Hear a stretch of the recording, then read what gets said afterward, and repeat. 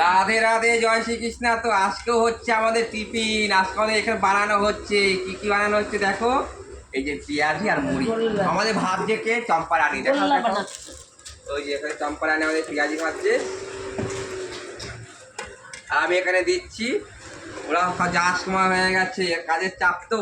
আরে সেই পিকনিক হয়েছিল, পিকনিকের দিন অনেক পেঁয়াজ বেঁচেছিল, আর বেসন টেসন সব ছিল, চালের গুঁড়ো ছিল।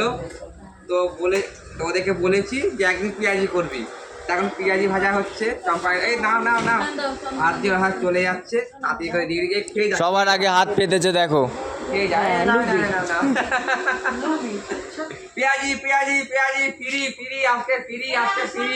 এই খেয়ে যা, খেয়ে যা। তো এখন টিফিন চলছে।